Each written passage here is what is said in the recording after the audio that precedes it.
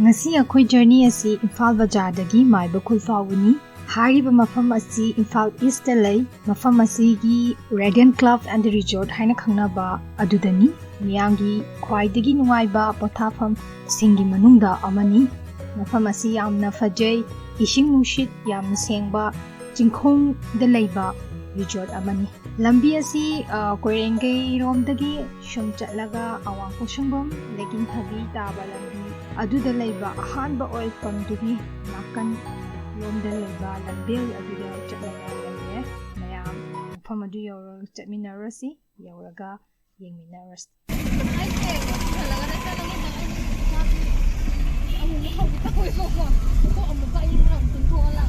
ngarang dagi masi keno ka chara pade guli ka chara ka ready leram jani namne ya jane ko khoi ki trip ke keno guide ka khoi ki guide thori ba maha bhakt maga sule hai ta hai ya hare krishna hare krishna gari thori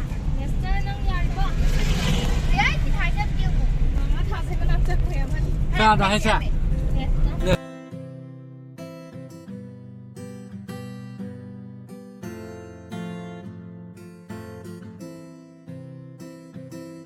So have lagi. Subna chat ke doba. Sona kan sina. Kung apa gomda. Ba mai ta sina tu. Dila kuti. Footback ni belomda. Right side. Ata khago ni pa men yaw do le kwa. Adu da thaura se kwa. Ya bro. Dai kwa. Okay. Dai da do kwa. Da sige. Shi yaw ne yaw ne. Oi, an ya ye. Shi ne dragon fruit.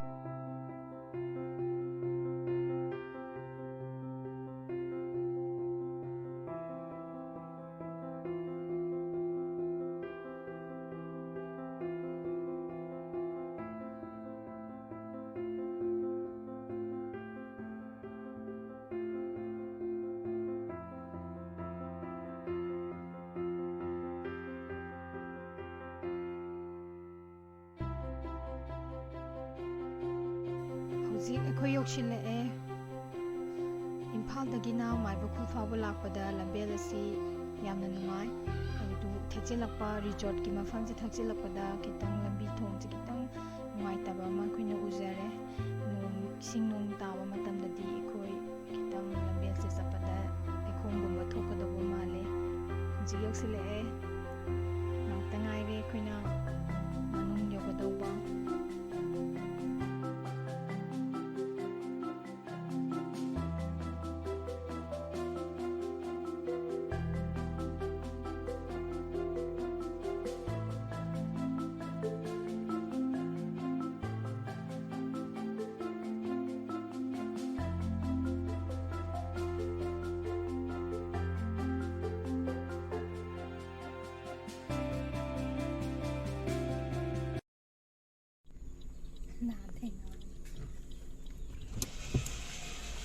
$1,000 hazek Radiant Club and Resort Buma mano handalo. Yes sir. Yes sir. Oi.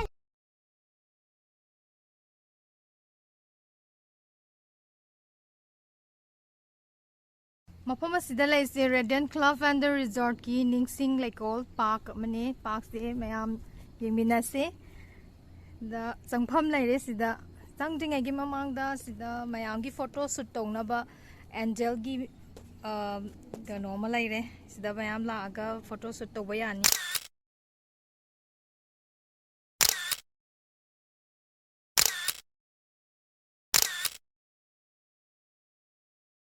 mafam sigi park se yengor se manung changaga ke lege do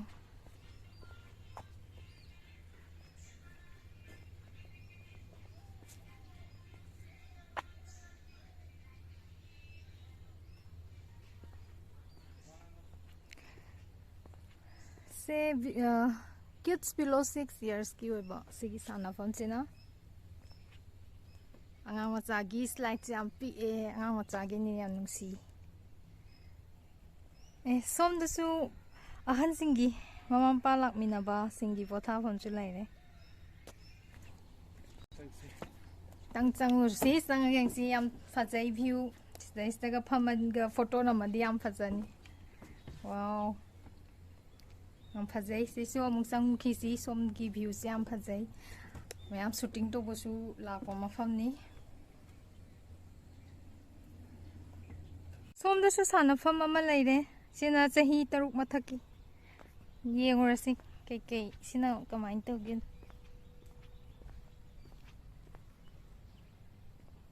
Slide khar saw khatle sina.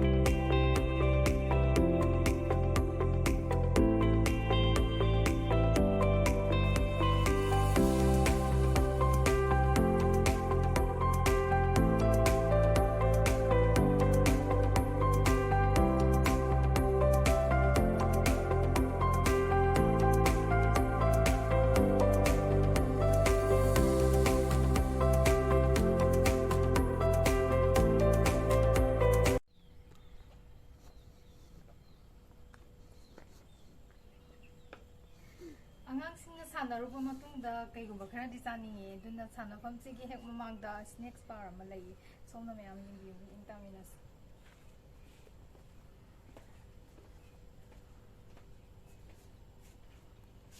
lei pamba mayam gi su variety makhal su na lei mafam asigi park sida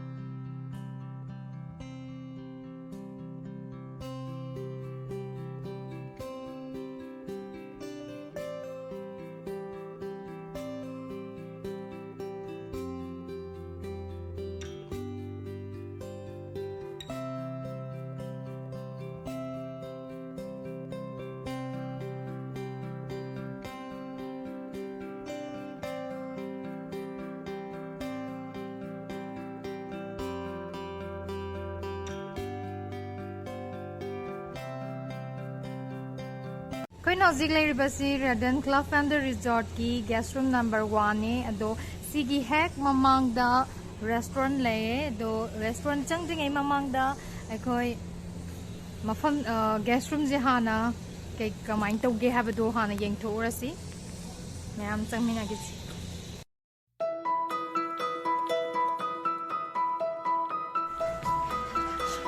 Linda hai ta talom da Can you ne okay yes this is that room number 1 gi andi ka yes room number 1 yes room number 1 okay yes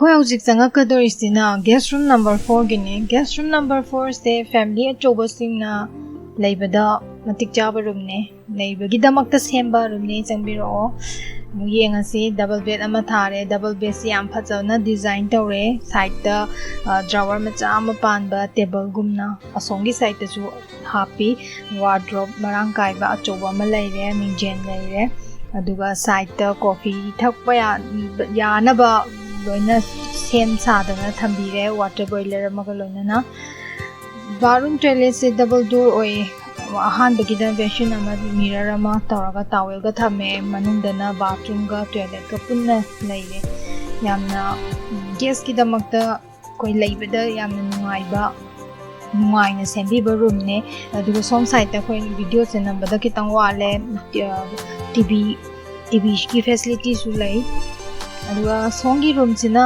double bed सोंगी room दसु double bed लेगनी sofa लेरे अदुगा table हम सु लई अदुगा rake अचौबा Marang काइबा rake अमा सु लेगनी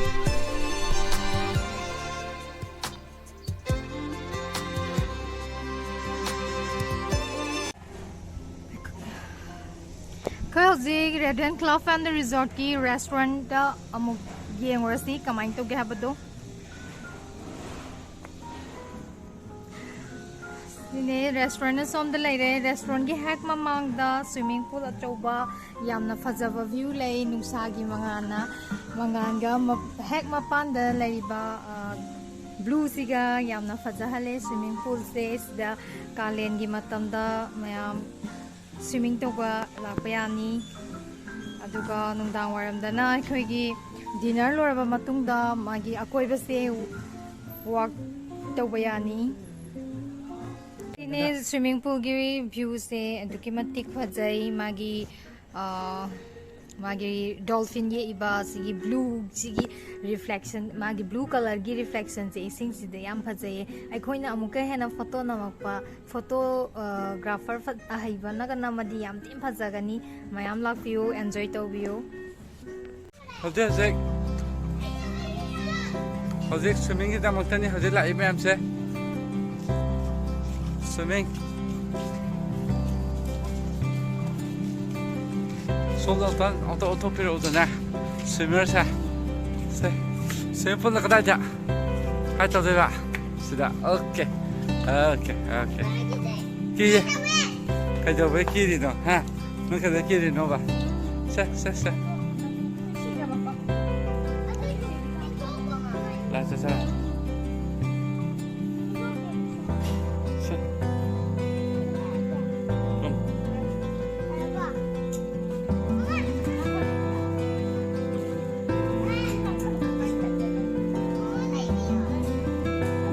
Nasa como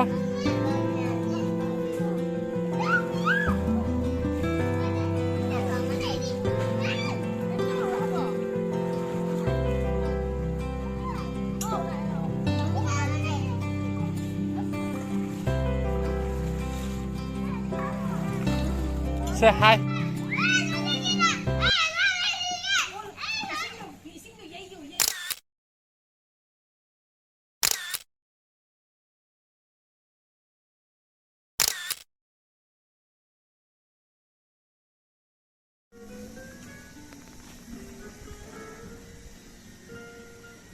मफम सिदा juice बार लेरे अदुगा कोइरengei restaurant ना चंगासे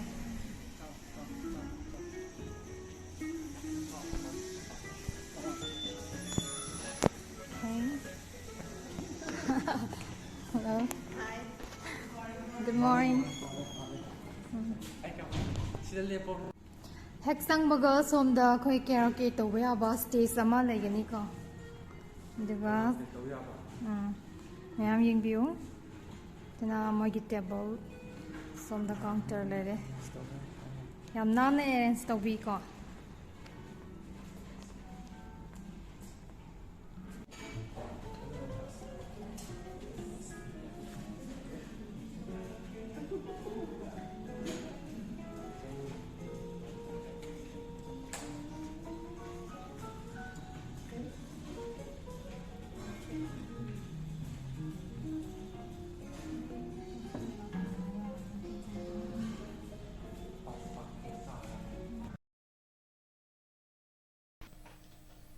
Restaurant sigi menu si Indian ga Chinese kan hena namne yawe mo item se adubu Italian pasta mo koi thengna je somehow e koi dum like dingi dum adu what to say me am sun tan up you from sigi fazawa suya view se mumba ninja pamen hai ta hai udana kai haninge wa bro sano buda Sanaru the bro. Why ya? Oh, the city going to get. Can I see? What's this? Next Sunday going to get. 와야 오케이 뭐디 하이루부터 감독해 어 되게 거기 헤로인이 가자해 헤로인이 알래 그래서 사도해봐 오케이 레스토랑네 너희 비디오 넘버도 와버리냐 항이네 거기서 비디오가 포토가 넘버다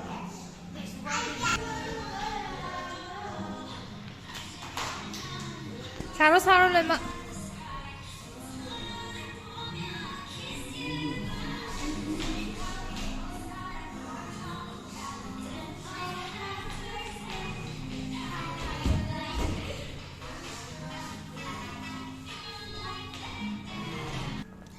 कोई radiant club and resort की कोई restaurant की staff Singh ने हम service हम फंसे हम नुमाई जे कोई चचरो की गेम है यार खाओ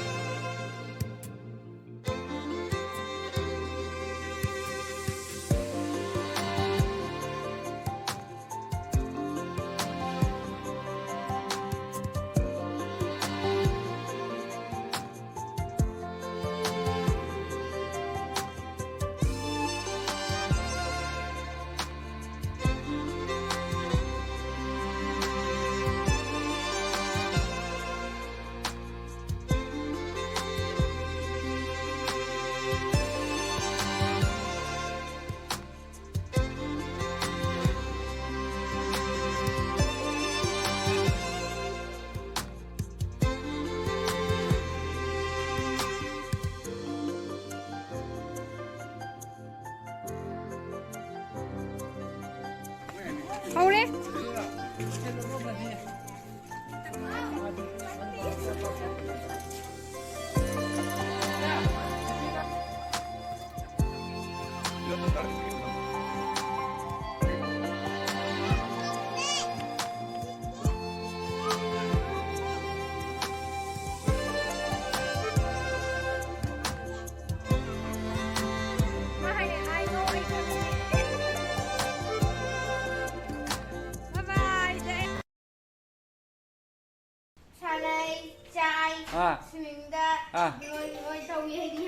오케이.